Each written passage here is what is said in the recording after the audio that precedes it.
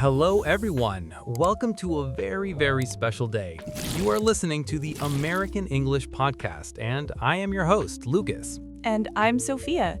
Can you believe it, Lucas? Episode 100. It feels incredible. To all of our listeners who have been with us from episode 1, or even if you just joined us recently, thank you. You are the reason we do this. We've spent the last few episodes breaking down the translation trap, building muscle memory, and weaponizing AI. But today, we are talking about the final piece of the puzzle. Today is about the evening reflection routine. This is how you stop studying English and start living in it, even while you sleep. I love this topic because it's so peaceful. It's not a loud drill or a high-pressure simulation. It's just you, your thoughts, and your progress. Exactly. But before we get into our final lesson of this series, you know what to do. If this podcast has helped you move from B1 toward fluency, please subscribe and give this 100th episode a huge like. Let's celebrate 100 episodes together. Share this video with one friend who is also on their English journey. Let's spread the fluency. All right, Sophia, let's look at why our brains feel so exhausted at the end of the day. Let's talk about the friction of mental translation. Sophia, have you ever noticed that your English feels worse at 9 p.m. than it does at 9 a.m.? Oh, absolutely. By the end of the day, my brain feels like a phone with 1% battery. I can barely remember my own name, let alone complex grammar. That's because manual translation, that word-for-word decoding we keep talking about, is mathematically exhausting for the brain.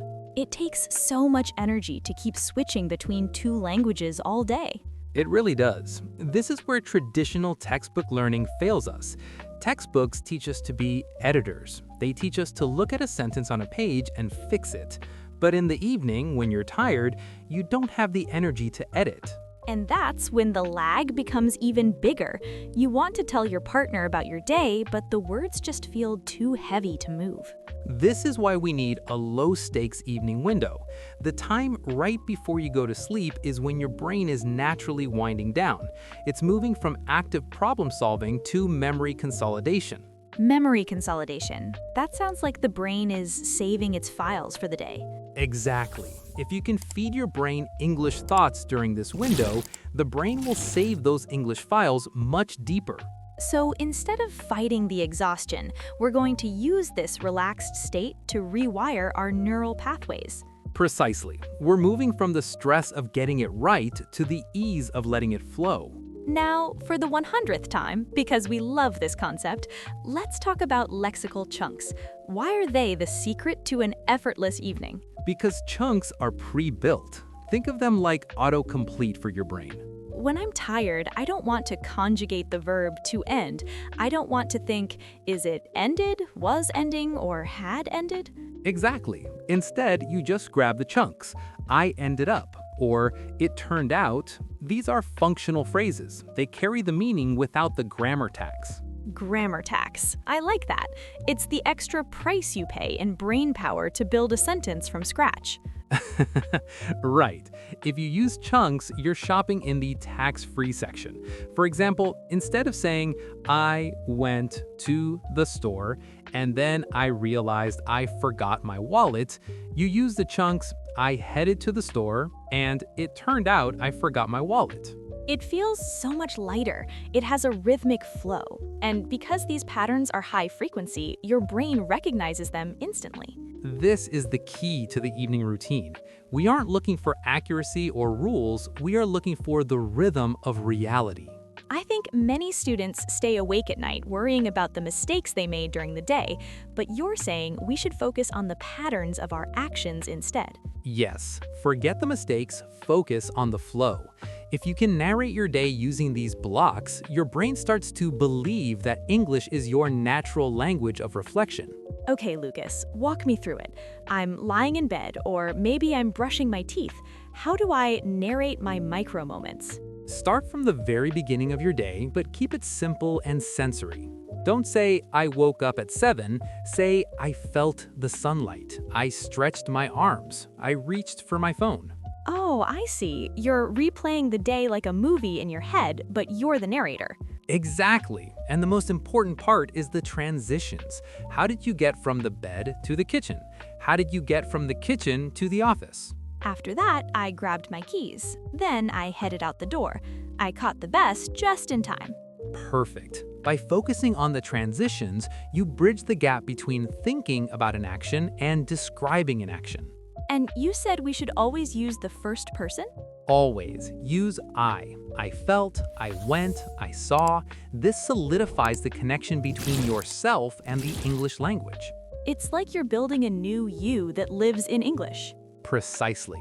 Use sensory language. What did the coffee taste like? How did the air feel when you walked outside? The coffee was extra hot today. The wind was a bit chilly. This doesn't feel like homework. It feels like a daydream. That's the secret, Sophia. If it feels like homework, your brain will resist it. If it feels like a daydream, your brain will embrace it. Now, let's go a level deeper. We've narrated our physical movements, but what about our feelings? This is where you move from daily narration to internal landscape. How did you feel during that meeting? How did you feel when you saw that old friend? I often feel a bit overwhelmed at work. Is that a good chunk to use? It's a perfect chunk. Use high-frequency patterns for these shifts. I felt a bit overwhelmed. I lost track of time. I was looking forward to lunch. I was really in the zone when I was writing that report. Oh, in the zone. That's a great 2026 American idiom. It means you were focused and performing well. By reflecting on these social and emotional exchanges, we're preparing our brains for more complex conversations, right? Yes, if you can describe your emotions to yourself in the evening, you won't hesitate when you have to describe them to someone else tomorrow. It removes that emotional barrier. Sometimes we don't speak because we don't know how to express our inner world, even if we know how to describe the outer world. That is a very deep point, Sophia. Fluency is the ability to share yourself. By labeling your mental shifts, your frustration, your joy, your boredom, you are making English the language of your heart, not just your head. I love that, the language of your heart. It makes the 7-day challenge feel so much more meaningful. All right, here is the framework for our listeners. We call it the 5-minute pre-sleep ritual. No notebooks, right? No pens? No, this is a distraction-free zone. Put your phone away, turn off the lights, just lay there for 5 minutes before you actually fall asleep. What is the neurological benefit of doing it just before sleep? When you fall asleep, your brain enters a state of synaptic pruning and memory consolidation. It decides what to keep and what to throw away from your day. So if the last thing I fed my brain was an English narrative of my day, then the brain thinks, wow, this English stuff must be important. I'll keep these pathways strong while we sleep. it's like leaving a download running overnight. You wake up the next morning and the English file is ready to use. Exactly. And you don't need external validation. You don't need a teacher to tell you good job. You just need to track your own fluency feeling. How do we track that without a notebook? Just ask yourself every morning, did my English thoughts feel a little bit faster today? If the answer is yes, you're winning. Well, Lucas, here we are, the end of episode 100. It's been an amazing journey. We've covered everything from brain dumps to physical drills to AI sparring. To all of our listeners, we want you to know that fluency is not a destination, it's a relationship. It's a relationship between you and the way you see the world. Don't let your English stay in a textbook. Bring it into your morning coffee. Bring it into your physical movements. And tonight, bring it into your dreams. You have everything you need. You are a confident, natural, and instinctive speaker. You just have to keep showing up for yourself. We are so proud of you. Thank you for making these 100 episodes so special for us. Don't forget to subscribe, give us a like, and let us know in the comments what was the most important thing you learned in this series. We can't wait to read your stories. Until we meet again, keep practicing, keep reflecting, and keep dreaming in English. We believe in you. Happy learning, everyone. Bye. Goodbye.